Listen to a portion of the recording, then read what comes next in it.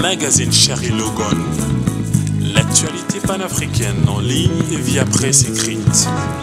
Charlie Logan TV, la chaîne du droit de savoir. Charlie Logan. 65 ans d'indépendance, analyse comparative des présidents du Tchad. Joe le Mutant.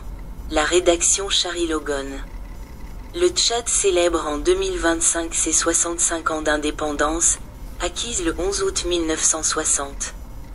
Ce pays sahélien, riche en diversité culturelle et en ressources naturelles, a pourtant traversé une histoire politique marquée par l'instabilité, les guerres fratricides et une gouvernance souvent contestée. 7 présidents se sont succédés, chacun laissant une empreinte singulière sur le destin national. Cette analyse comparative met en lumière leurs points forts et leurs faiblesses, en particulier les 4 derniers chefs d'État issus de la région du Borkou et Nnedi Besti, Bet. Accusés d'avoir plongé le pays dans le chaos économique et politique. François Ngarta Tombalbay, premier président du Tchad, est considéré comme le père de l'indépendance. Il a su poser les bases de l'administration, de l'économie et de l'armée avec les seules ressources humaines disponibles, en s'appuyant sur les secteurs primaires comme l'agriculture et l'élevage. Il a également résisté à la pression libyenne en refusant de céder la bande d'Aouzou. Toutefois, son régime autoritaire, marqué par l'instauration du parti unique et une fiscalité écrasante, a provoqué la rébellion du Nord, donnant naissance au Frelina. Félix Maloum, ancien chef d'état-major, renverse Tombalbay en 1975. Il expulse l'armée française et tente une réconciliation avec les factions rebelles, notamment à Khartoum et Lagos. Malgré ses efforts, il échoue à contenir la rébellion et finit par s'exiler au Nigeria, où il meurt dans l'anonymat 20 ans plus tard. Lol Mahamat Choua, homme politique originaire du Kanem, prend brièvement les rênes du pays en 1979. Il maintient l'administration en place malgré la guerre civile.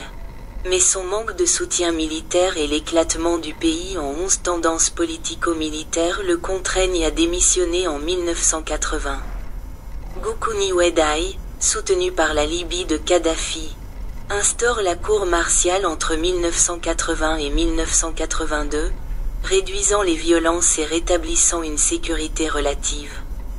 Cependant, son absence de formation supérieure et sa dépendance politique à Kadhafi provoquent une scission au sein du Frelina. Hussein Habré, son rival, le renverse et Goukouni s'exile en Algérie jusqu'à son retour à la Conférence nationale de 1993. Sous son règne, la bande d'Aouzou est occupée par les Libyens. Hissène Habré, chef du Frelina et diplômé en sciences politiques, prend le pouvoir en 1982. Il restaure l'autorité de l'État, réorganise l'administration et récupère juridiquement la bande d'Aouzou. Il réhabilite Tombalbay et relance l'économie. Mais son règne est marqué par une dictature sanglante, parti unique, répression des grèves, et plus de 40 000 morts. Il s'exile au Sénégal avec les richesses de l'État, dont un avion C-130 rempli d'or. Jugé à Dakar, il meurt du Covid en 2020. Idriss Déby Itno, sous-officier de l'armée et bras armé du Frelina, renverse Habré en 1990. Il instaure le multipartisme et organise une conférence nationale souveraine. Soutenu par la France, il extrait le pétrole de Doba avec Esso, consolidant son pouvoir pendant 3 décennies. Mais il échoue à développer le pays, préférant investir dans l'armement et mener des guerres par procuration au Mali, Nigeria, Centrafrique, Soudan et rez-de-chaussée.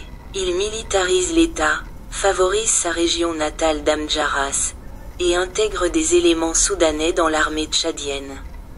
Il meurt au combat contre le FACT en 2021, laissant un pays économiquement à terre. Mahamat Idriss Déby Itno, fils du maréchal, prend le relais après la mort de son père. Militaire discret, Il dirigeait la DGSSIE et combattait le FACT lorsqu'il apprend le décès de son père. Soutenu par l'armée clanique, il devient président de la transition puis de la Ve République. Favori d'Emmanuel Macron, il est installé au pouvoir par la France et élevé au rang de maréchal. Mais son manque d'expérience politique, sa répression des contestations, et sa gestion clanique plombent l'économie. Il nomme sa tribu à des postes clés et se concentre sur le bien-être de ses proches, négligeant les enjeux nationaux. Ainsi va le Tchad des débits, où l'espoir d'un renouveau démocratique et économique semble encore lointain. Les Tchadiens, malgré leur résilience, font face à des jours sombres. Dans l'attente d'un leadership véritablement tourné vers le peuple. Magazine Charlie Logon. L'actualité panafricaine en ligne et via presse écrite. Charlie Logon TV, la chaîne du droit de savoir.